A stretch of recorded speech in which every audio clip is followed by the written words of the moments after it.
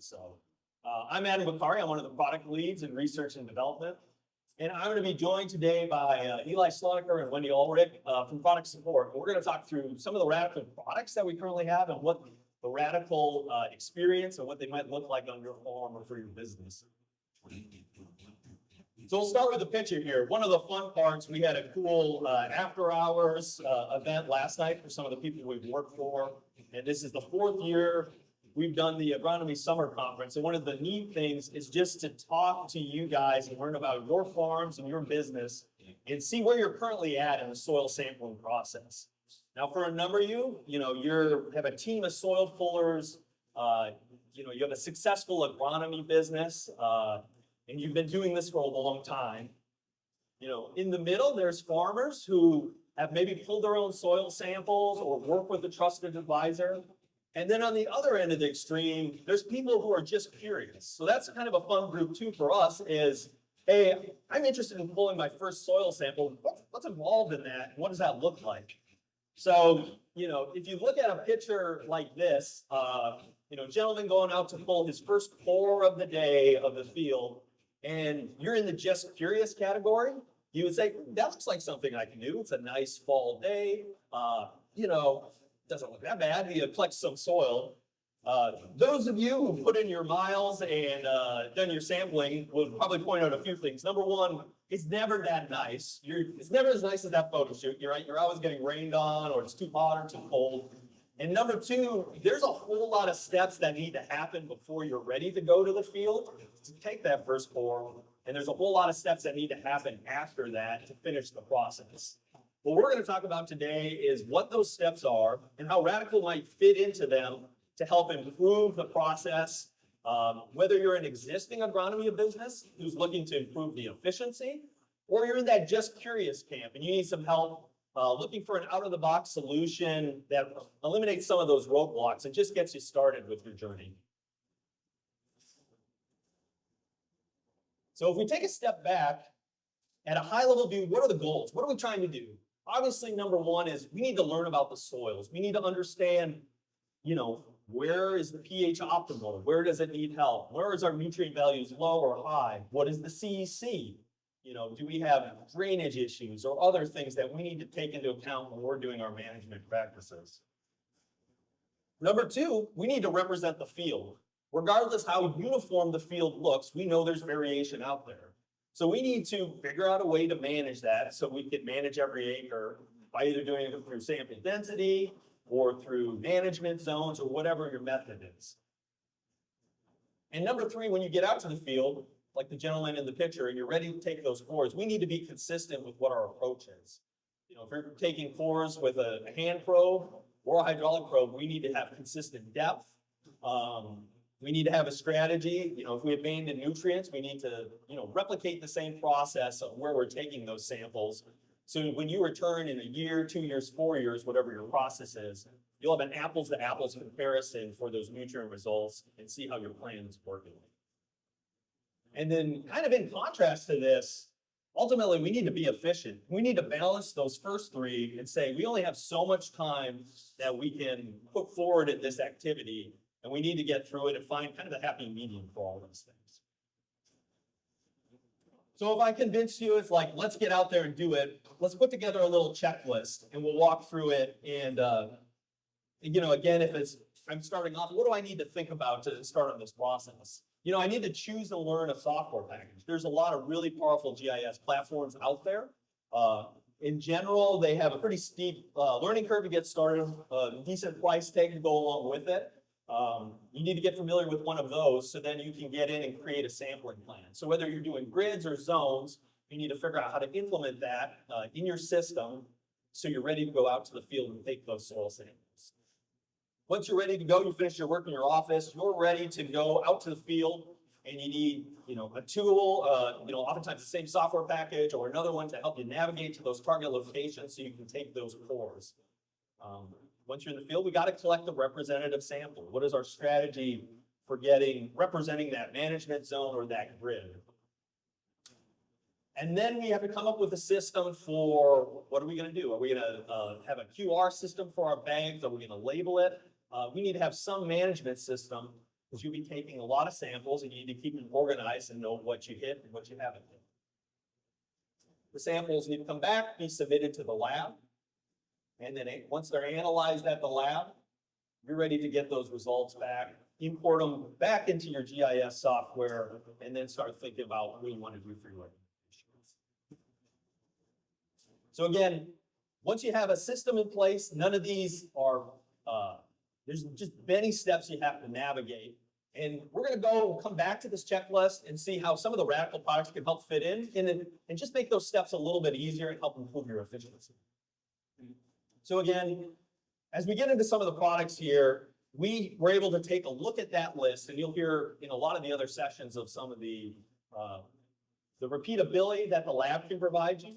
But for this session, we're going to focus on is, we wanted to create a set of better tools. And again, since we're starting from the ground up, when we started this journey on Radicle Agronomics, we can take a look at that checklist and see how can I minimize the handoffs that you're responsible to do, and think of it as a platform. So our goal with the products we'll talk about today and the products to come in the future is how can we streamline this process, but really look holistically at what you need to do for your job and hopefully make it easier to do. But ultimately, the goal is to have better tools, provide you with better data, and then the end goal is we want to make better fertility decisions.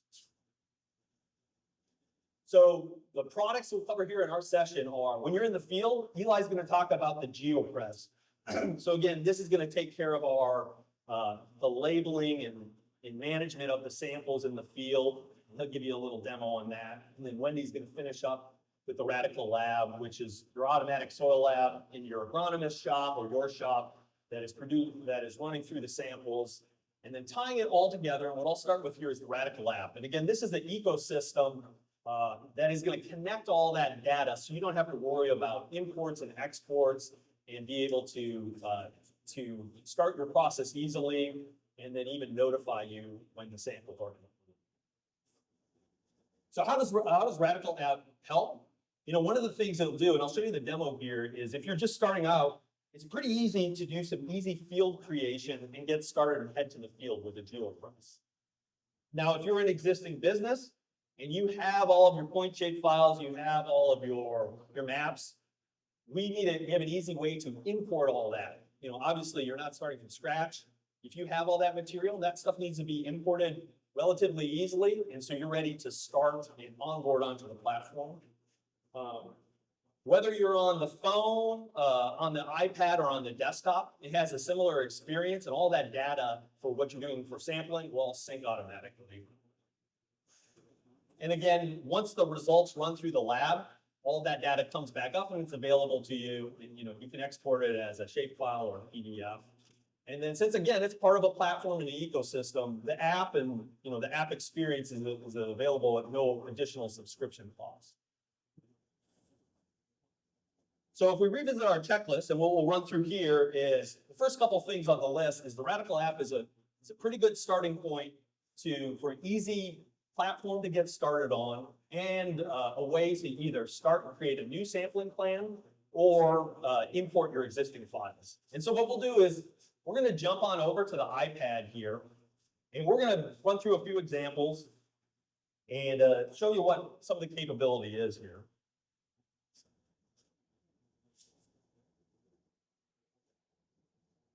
We have the app pulled up here, and so so this would be a fairly standard client farm field setup here. One thing you'll notice, so we're at headquarters here, so you can see the available GeoPresses too that you have for your organization. They'll show up so you can kind of see, if you have multiple people sampling, you can see where they're at. And then for those kind of I just want help getting started, a really easy way is I'm going to click create fields here, and I'll show you a few different options. So the first one is I'll just create one and kind of draw the boundary.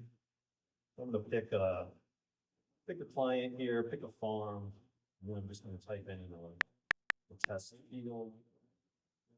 And then how we manage all this is called a sampling activity. So if this is something you'll be sampling in 25, say for the fall, we'll go ahead and prompt you, and we have some tags to help you for making it easy to export things.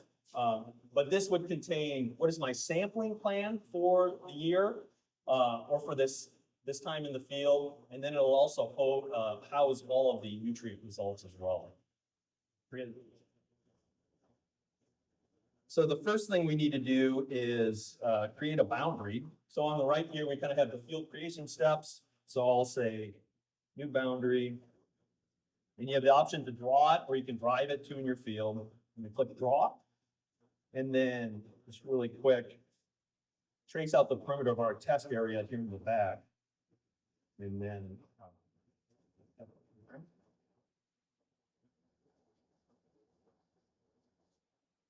and so again, just to get started, you can do this in the field, you can do it in the back office, be a lot more exact, but kind of trace out what the perimeter is of your field or whatever you plan on sampling. And then once you have that, then we'll go and we'll create some zones on it. And again, you can adjust those to how you want. And then once you're ready to go, we can generate the targets. And again, this is just quick running through it. But at this point here, we've created a sampling plan. If we have a GeoPress, we're ready to go to the field. Any empty GeoTubes, and we can hit the field and start sampling. So that's all you need to do. Again, very simplistic approach to it, but able to hit the ground and be running really quick. So another approach, again, if I'm in a place where I'm an existing business and I have a lot of files and, or maybe I have more complex zones that I use for my sampling plan. Again, I mentioned this is we can import all those. So that would be import files. And again, we're taking your shape files here. You can zip them up, export them from SMS or whatever you use. And then we can pull them into the system here. And then we'll identify what we have here. And then what we do is we'll put a little preview of what it looks like. And so if you have a boundary with points, what we'll do is we'll try and associate those two. So we'll take that boundary or those points and say, these two probably belong together. Obviously, you have the ability to override it, but the goal is to try and make it as easy as we can. We know this is a pain in the butt to move stuff over from one platform to another. So we want to try and make it easy for you. So I'm going to select the zones. Again, I'll create another sampling activity if I intend to sample this. And then if I jump in here, then you can see I brought in my management zones. So just another easy way to bring in that information and pull it down. One of the other things that I'll quickly demo here that we're pretty excited to announce is anyone, for the farmers in the room or maybe your clients, anyone a Panorama user? Panorama, a couple people? So one of the requests was just, hey, as we talk to more people in the precision family, we want to bring in data that's in Panorama. So this fall we'll have the ability for you to authenticate Panorama account, and then you can pull in those boundaries too. So you don't have to recreate the boundary or go through an external program. We can just pull it in through the platform. And so I'm just going to pick one from our test account here. And then same idea here is now that boundary is pulled in here, and you do the same thing. You can throw grids on it or get going really quick. But just kind of another thing, we're moving in the direction of making it really easy to pull things together and get you in the field and out sampling. So, either one of those options can get you going. And then once you're ready, there's a big orange start sampling button. Eli's going to walk you through what it looks like. But basically, I hit that start sampling button, and it's going to start navigating the field. So I'll turn it over to Eli to walk through the GeoPress functionality. All right, so what Adam stepped us through is a really quick and easy way to ultimately, go from getting your fields into the Radicle app to quickly creating a sampling plan and a sampling map around those fields to get you going in the field right away. Or if you already have those systems existing today, as far as the zones or the points that you want to use, again, a quick and easy way to get those into the app and start collecting those samples. So now where I'm going to take it is, what happens when we get out to the field? Well, one of the things that's extremely important when we get out to the field is that we make sure that we're labeling those samples in a way so that when we get those results back from the lab, we know exactly where those go in the field so that we can match everything up, so we make sure we're representing that field in the correct way. One of the things that Adam talked about as far as the goals that we're trying to achieve when we're out collecting samples is we want to represent that field correctly. So as you can imagine, if you have an instance where, your sample locations or your sample IDs get mixed up, or maybe a couple get mismatched or things like that, just don't end up in the right location when you get those results back in the field, then that can lead to a bad decision, right? That's a mistake that's made. We're not doing a good job of representing that field. The other thing that Adam mentioned that we're trying to do on the field is trying to be efficient. So whatever we decide to do, whatever process we use to do that labeling and do that sample packaging, it can't slow us down, right? If you're a business owner and you're doing this as a service, you got thousands of acres to cover every year, you need to get that done in a timely manner. If you're thinking, maybe I can kind of do this for myself and collect my samples and run them through a lab, but I'm also dealing with harvest in the fall, I'm dealing with all the stuff I got to do in the spring, so there's a really short window of time that I can really squeeze this in. So whatever this option is, it can't take me a whole lot of time. And we agree. So typically what's done today is when that sample's collected, it goes right into a soil bag. This is pretty much universally used. And there's a couple different ways to label those soil bags. One is with a sticker, might have a sample ID number or a barcode or a QR code. Or some other guys will just write a handwritten label on it, field name and sample number 1. Sometimes that job happens in the office before they go to the field, right? They'll label all their bags for the day, and then we'll go out and collect those samples. Other guys will just sample or just label those as they go through the field. But whether you do it in the office or in the field, it does take a lot of time, and it does leave the opportunity for errors. If you don't remember what point you're at, you get a couple numbers mixed up, that can cause issues when you're trying to interpret that data later on.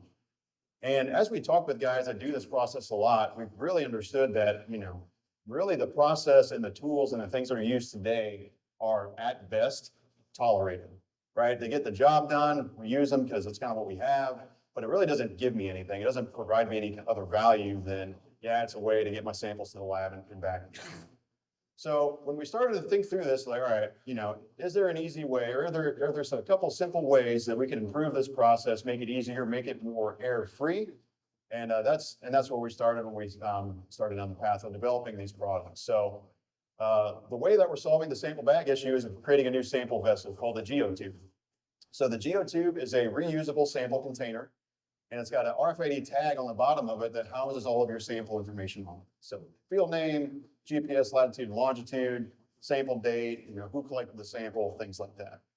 So what that RFID tag enables is automatic sample labeling, right? You don't have to use the sticker labels anymore. You don't have to write on anything with a marker, right? All the data is stored right there on the RFID tag. There's a couple different parts to the GeoTube. Number 1 is the black removable cap on the top, and the second one is the plunger on the bottom.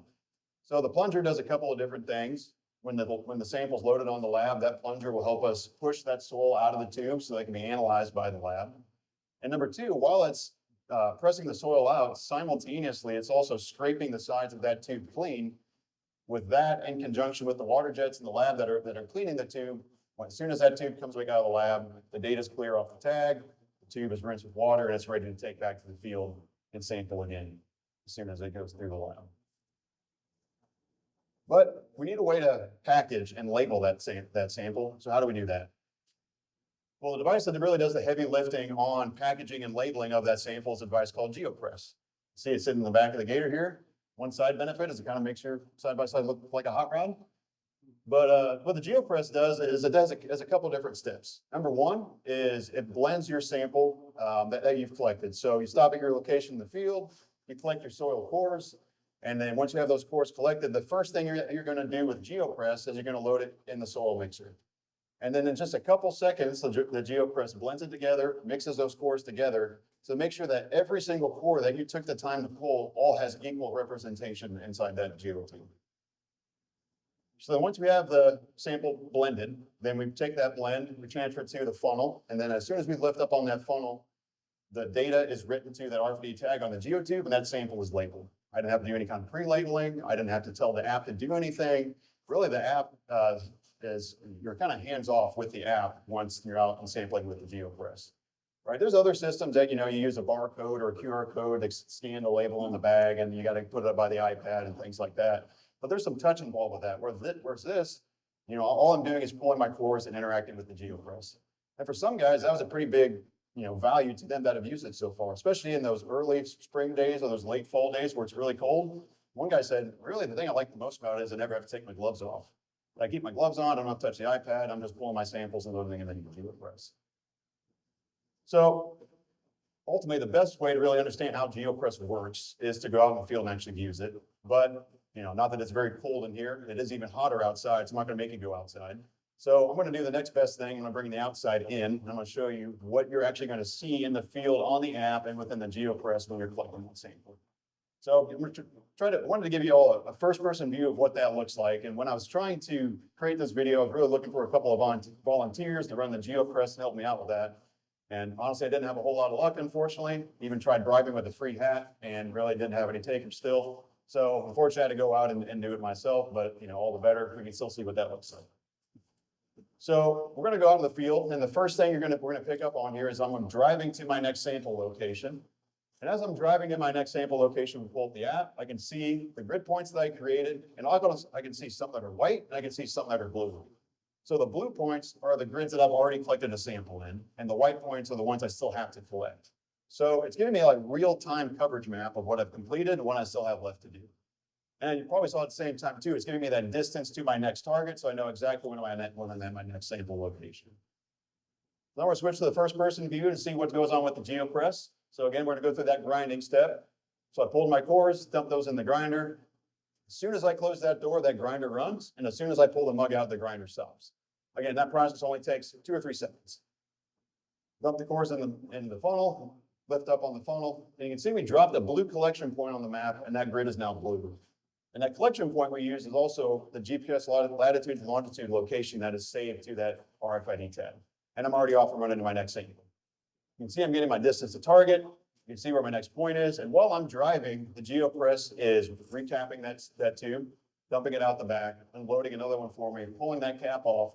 So by the time I get to my next sample, by the time I get to my next sample location and pull my cores, that tube is in location and ready to go again. So because that process is pretty quick, I'll show it to you one more time. See the green lights on the side of the GeoPress means it's good to go. Close the grinder door, mix up those cores, give it a quick flip, just get things turned around, dump that in there, knock out the extra soil in the mug on the tailgate, slide it back in, lift the funnel, and I'm off and running again. So really, as a GeoPress user, all you're doing is driving to point or from zone to zone, focusing on collecting a quality soil sample and then loading it into the GeoPress. And it does everything else for you. It does the labeling, Radicle Lab does the navigation, tells you where the next closest point is, tells you where the next closest zone is. It's just pull your sample, load it, and go. So what does that look like? As you're going through the field and collecting those samples, whether you're doing a grid-based system or zone-based system, all you're doing, collecting the sample and coloring in the map. Which really means you gotta try pretty hard to make a mistake. Meaning, remember I talked about before, of whether you're using the sticker labels or the handwritten labels, you really gotta pay attention to, okay, am I at 0.22 or am I at 0.23? Oh, I skipped the bag, so that means the last 5 samples I did are all off by 1 sample. I gotta go back and sort those out. There can be some issues that cause from that, but because every sample is geo-referenced from where it was at when you collected that sample, and it's saved on the tag and saved within the data, all that data goes right back into the same spot, in the location you're at in the field when you collected it. So with GeoPress and the Radicle app and the automation that GeoPress provides, it provides a lot of efficiency for these guys, for guys who are pulling a lot of samples, or for those guys that are just kind of starting out on the outside looking in of I can maybe see myself pulling some samples, but I don't have a process yet. I don't have any kind of methods. I don't have a software or labeling system. Really out of the box with GeoPress and the app, it's got a fully built-in process. You just load your points or create your points, take it to the field, and you're ready to go. But when we started getting involved with more and more guys and seeing more and more processes, we realized that there are a multitude of different sampling systems out there. And there were some systems that really the GeoPress just didn't fit really well into. You can see it's somewhat of a larger device. So with that in mind, the GeoPress Lite. So what the GeoPress Lite is it's a smaller, kind of more customizable option for packaging and labeling those soil samples. So the GeoPress Lite has a couple different parts. One is the press, where you manually press the soil into the tube, and then there is also a separate grinder that comes along with it. So it still kind of has that 2-step process that the GeoPress had, first grind and then stuff. The press and the grinder can be separated from one another, so that means I could put the grinder in one spot, press in another. Also, the grinder is an optional piece. right? What the grinder provides value in is mixing those cores together, making sure the soil is more flowable. But if really all of the soil that you're pulling is making it into the tube anyway, and you can fit it into the press part, you may or may not need the grinder. So it's just providing more options, more customizations for guys as they figure out what system best works for them. So I'm going to do a quick demonstration of what it looks like operating the GeoPress Lite. At this point, I want to stop at my sample location that the Radicle App would have navigated me to. I get out, you kind of know how it works. You get out, hop off a four-wheeler, walk around the four-wheeler, pull your cores. One more here. We got my sample collected. So on the GeoPress Lite, you can see there's a little blue light on there. It's kind of reflecting off the funnel. So that means there's a tube loaded. It's ready to go. It's ready for that next sample. So the first thing I'm going to do is I can open the door on the grinder, dump those cores in, much like the standard GeoPress. Hold a button on the side. Couple rocks. Just a couple seconds. That sample's blended. And I dump it into the press. Tamp it down once. Give it a little bit more. Dump out the extra that you don't need. Press down. Get an audible beep. And then when that sample is written, I get a solid green light, meaning that sample is now stuffed. It's labeled and pulled out. Clean out extra soil. Grab my cap. And that sample's done. Before I leave, I can load the next tube. I'm ready to go to my next sample. So again, it just provides more customization, a little bit of smaller platform that fits better on an ATV like you see right there. And really the only difference between the standard GeoPress and the GeoPress Lite is you're just loading one tube at a time. You still get the automatic labeling, you still get the mixing capabilities, you still get the easy packaging of that tube, but it's just a little more customizable. So again, what kind of spurred this is as we talk with more guys with different processes, we realize, there's certain scenarios where the GeoPress just doesn't fit in super well.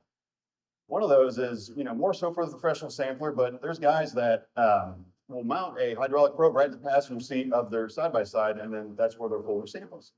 So one thing that was very obvious when we talk to those guys is, hey, if you take the time and effort to put a hydraulic probe in the passenger seat of your UTV, you do it so that you never have to get out of the driver's seat. So, and because of that, GeoPress wasn't a great option. So one guy we're working with here just south of Tremont, what he did is he took the GeoPress Lite, he stuck it right between his hydraulic press on the passenger seat and where he's sitting in the driver's seat. He can still drive through the field, keep the doors closed, keep the AC going or the heat, whatever one you need. And he can pull his cores all the same way, flip them right into the GeoPress Lite, and then fits right in with his existing process and what he needs to do. So what happens when you have those samples collected? Well, if you have a Radicle Lab at your location, once you're done collecting your cores for the day, you go back to the shop, take your cores, walk over to your lab, and they're ready to go. No longer do you have to do any sort of lab submittals, pre-packaging to send to a lab. As soon as you get those samples back, they can be loaded on the lab. They can start running that same day. Again, trying to save time. Matt talked a lot about time this morning. How valuable is the time? Little things throughout the field add up. When you think about whether you're labeling those samples ahead of time or while you're going.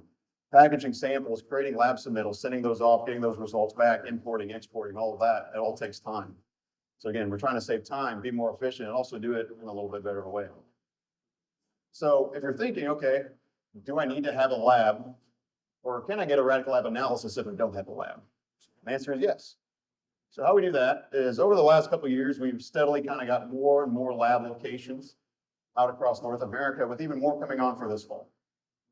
So as we get more of these lab locations out, if there's one that's close by to you, all you need is a GeoPress and GeoTubes. You can download the app and you can go collect soil samples and drop it off at that lab location. If there's really not a lab location that's close to you, we'll provide the box, we'll provide the GeoPress, and all the necessary things. Take your created tubes, slide it in the box, and ship it to whatever Radicle Lab you're connected with. So again, no paperwork, no lab submittals. Take your your same created tubes that you use out in the field, put in the box and send it off. So starting this fall, if you're interested in getting a Radicle Lab analysis or seeing what that looks like, you can get GeoPress, GeoTubes, get connected with the app directly from us here. Or you can go through a Radicle Lab business partner location and get that same technology. So with that, you're getting, right, the easy sample planning and creation on the mapping side of software, getting a ready to go process in the field as far as how you're going to label those samples, how you're going to package those samples. And then as soon as you get a GeoPress and your GeoTubes, you're instantly connected with a lab location that you can send those samples to and have them analyzed.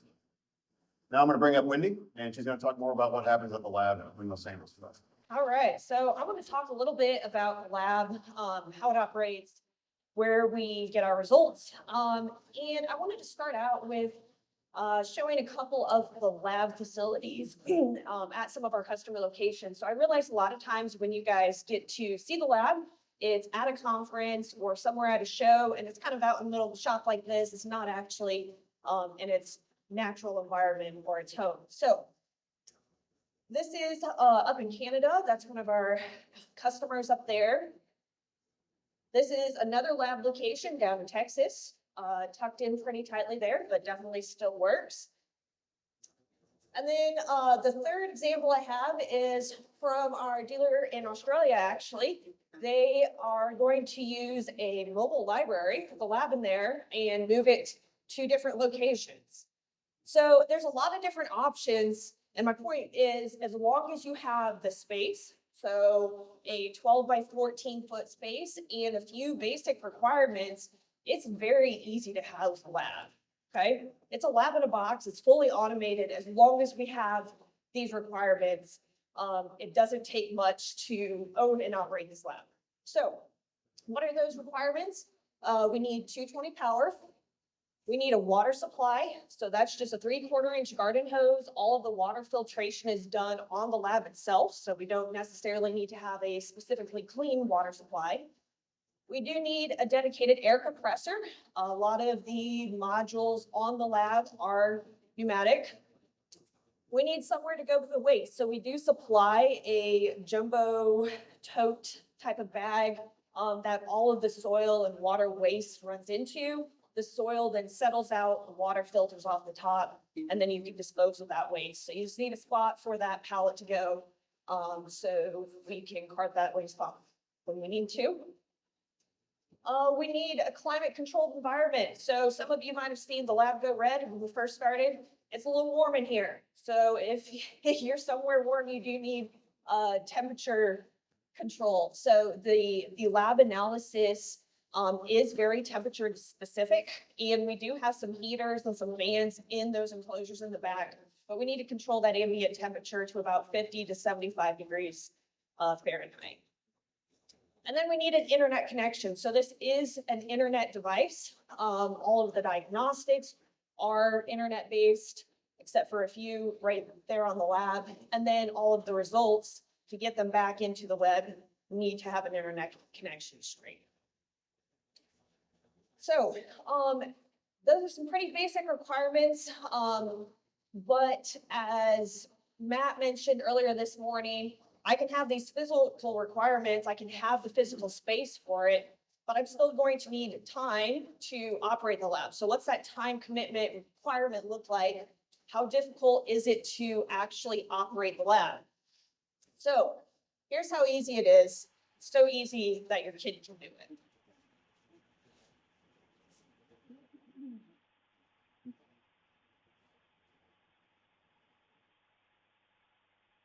Look at that. Just got to figure it out. So this is Thomas Cone from Texas. Thank you, Alex. But it is super easy to load up those tubes and operate the lab. So when it comes to lab operation, there are just two main steps. Number one, you load the tubes, just like you saw Thomas doing there. Number two, all you have to do is hit play. So I hit that little play button up in the corner, comes with a pop-up. I confirm that I want to start, and we're good to go. It really is that simple to kick off the lab and get the lab up and started. From there, you can see it says calibration check. It's going to automatically do the checks that it needs to do to make sure that the manifolds, that the facilities are all within spec, and that our samples are going to be accurate. So it takes care of the rest from there.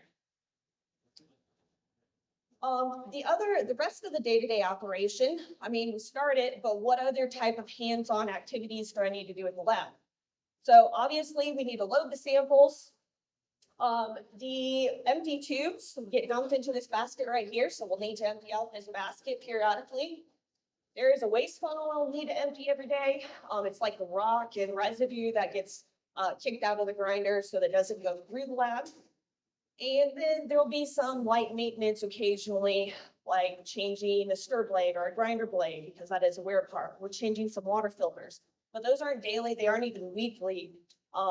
So we'll let you know when it's time to do that. The day-to-day operation is pretty minimal. All right, so what happens when something goes wrong, right? This looks like a complex machine. How do I troubleshoot this thing? As I was thinking about this, I realized I can compare this to a vehicle, right? So if I open up the hood of my truck, I can see there's a lot of different components, there's a lot of different moving parts. But when it comes to driving the truck every day, all I do is I hop in the truck and I turn on the key and I drive away, right? I'm good to go. I have a dashboard that tells me everything I need to know. It's got the fuel gauge, right? So I know when I need to fill up again. And it's going to alert me if there's any maintenance that I need to do. The same thing goes for the lab. So I can open up the doors, and I will just go ahead and open it here. You see that there's a lot of different parts, a lot of different subsystems and moving components, right?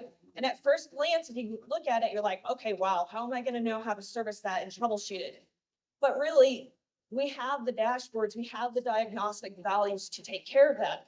So I can look on the app and I can see what the air pressures are, what the temperature is. I can see what the chemical levels are. We even estimate how many samples, how many calibrations you have before you need to replace a specific chemical. Not only can I proactively check it myself, but we also send push notifications such as, all right, that extractant's low, you're going to need to replace that. Or your inlet air pressure is low. You need to check out what's going on with your compressor or your facility. So it's really easy to use. It's really easy to interact with. All we have to do as an operator is kick it off, and the rest of it will come to you on your app, on your phone. All right, so that's what it looks like to operate the lab. But what if I'm a GeoPress only user and I don't have a lab? Just like Eli showed, I shipped off my samples to a lab. This is a cool app, but it doesn't help me as the GeoPress operator, right? So I just wanted to point back to this slide that Adam showed. The exact same app that houses the lab also houses the GeoPress and in-field experience, all right? It's all the same platform. It's all the same Radicle app. So as the samples are running, I can get on the app. I can see those samples not only being collected when they're turning blue, but when they're being analyzed, they're turning green now. So I have access at any time as those samples are running to see where that's at.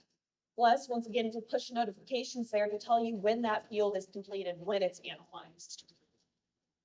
You can also view the results in the web. So to do that, I'll just step through real quick so I can zoom in on the specific field that I want to look at. You can see all those fields were green if they were sampled. The white field wasn't sampled at all. And as we zoom into the field right now, it's currently showing us the status. So they're all green because they're all analyzed. If they're blue, they wouldn't be analyzed yet. And I can select that status bar, and it brings up several different nutrient options. Let's say I want to select my phosphorus right there. It will then change over to the values, and I can see all of my nutrient values for phosphorus in that example. So I do have in-field spatial heat maps for each of the nutrients that we analyze. And then, while it may be nice to be able to view it right there in the app, I know that sometimes we need to export it and get it to another system. So to export it, all I need to do is scroll down there on the right-hand side, click that Export Sampling Activity button, and then lock the slide in there. Nope. Okay. Sorry about that. We'll have options to export as a shapefile, a CSV, or PDF. All right, so we can export as a spatial shapefile to easily import into whatever other GIS program we're using. I can export it as a CSV for a little bit more configurable options. And then I also have this option right here as that PDF map. I know at the end of the day, a lot of us like to have paper copies of things, whether that's to print it out for our own records or whether that's handing a copy off to our landlord or our customer, right? So we have several different options for that export process. So going back to this checklist that I think Eli and Adam both referred to, the lab rounds things out by allowing you to quickly and easily analyze your samples, and then gives you a software platform that you can both view results in and then export as needed to any other platforms. I also want to touch base real quick on our current offering of the lab. So we have phosphorus, potassium, calcium, magnesium, and pH. Stay tuned for some other potential upcoming offerings, but that is where we're at right now at the moment. With that, I think we got plenty of time yet. I know it's warm in here, so if y'all don't want to stick around in here, that's okay, but we have time to walk around the lab or ask any questions you may have to any of us. Yeah, so if the internet goes out, does it continue to test? Yes. So you can run without internet, but I can't diagnose it without internet. So get that internet back up and yeah, all the results will still sync back up afterwards. Syncs back up once it gets back up. Yep, good question. Yeah. Same for same.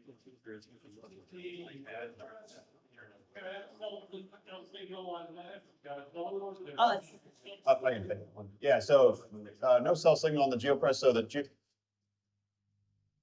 let me here. So the GeoPress connects to the app via Bluetooth, so there's no connection to the no hardwired connection to the iPad. It's all Bluetooth connection, and then it uses the data from the iPad. Well, I guess the data provides the iPad provides the data for the GeoPress for this and everything. But yeah, no nothing on the GeoPress itself, just Bluetooth connection to the iPad. Yeah.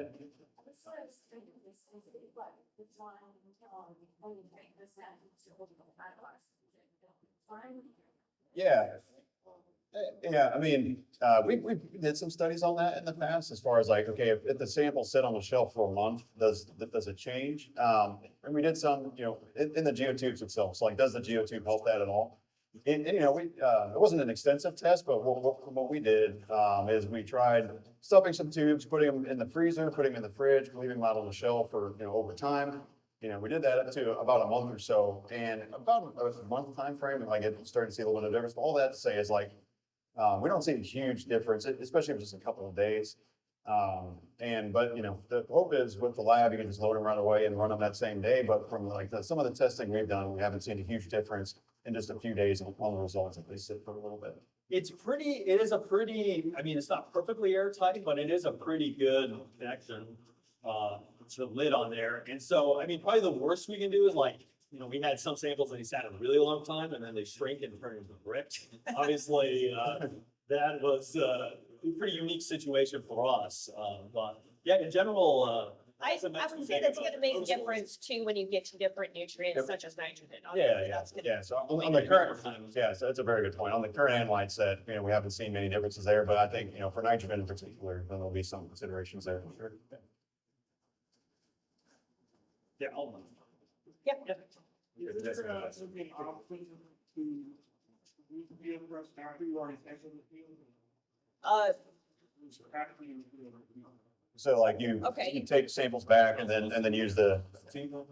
There is a way to do it. I think we're trying to make other ways to make that kind of more simplified. But you can basically bring samples back to the shop, have a GeoPress on a bench, and then press the samples into the tube, and then you can actually label samples with your phone. So how that will look like is you take your phone out, and then you can have your sampling map on the screen. And then there's a mode on there that you can scan the GeoTube, and then you can actually select a location in the field that you want to associate that sample with. So it's actually a pretty easy process today, but we want to explore other ways to kind of make that a little bit easier. But yeah, all I'd say is definitely possible. Yeah.